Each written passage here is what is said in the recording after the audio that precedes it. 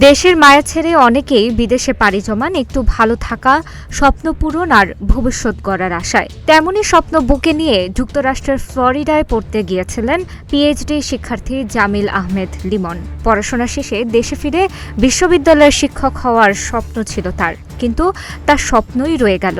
10 দিন নিখোঁজ থাকার পর অবশেষে তার মরদেহ উদ্ধার করেছে পুলিশ।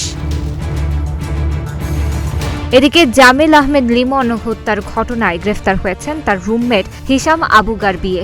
26 বছর বয়সী এই তরুণের বিরুদ্ধে চুরি, মারধর ও পারিবারিক সহিংসতার অভিযোগ রয়েছে। ইউনিভার্সিটি অব সাউথ ফ্লোরিডায় অধ্যয়নরত লিমনের মর্মান্তিক মৃত্যুতে পুরো কমিউনিটি যখন শোকে মুহ্যমান, তখন সন্দেহভাজন হিশামের এমন অন্ধকার অতীত নতুন করে উদ্বেগ ও আতঙ্কের জন্ম দিয়েছে।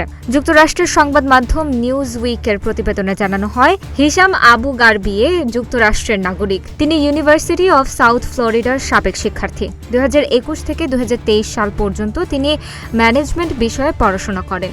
আদালত ও স্থানীয় শেরিফ অফিসের রেকর্ড বিশ্লেষণ করে তার বিরুদ্ধে একাধিক সহিংসতার অভিযোগ পাওয়া গেছে।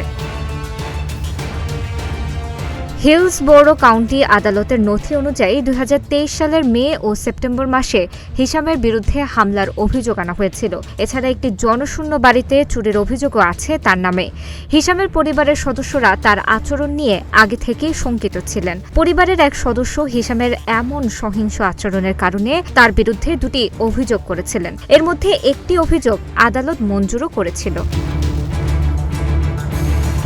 গত 24 এপ্রিল লিমনের দেহাংশ ট্যাম্পার হাওয়ার্ড ফ্র্যাঙ্কল্যান্ড সেতু থেকে উদ্ধারের কয়েক ঘণ্টা পরেই পুলিশ হিশামের পরিবারের বাড়ি থেকে পারিবারিক সহিংসতার একটি ফোন পায়। পুলিশ দ্রুত সেখানে উপস্থিত হলে হিশাম ঘরের ভেতর নিজেকে অবরুদ্ধ করে ফেলেন এবং পুলিশের কাছে আত্মসমর্পণে অস্বীকৃতি জানান। পরিস্থিতি মোকাবেলায় স্থানীয় পুলিশের বিশেষায়িত ইউনিট সোয়াট টিমকে তলব করতে হয়। দীর্ঘ সময় ধরে চলা এই উত্তেজনার পর অবশেষে সোয়াট টিমের চাপে হিশাম আত্মসমর্পণ করতে বাধ্য হন।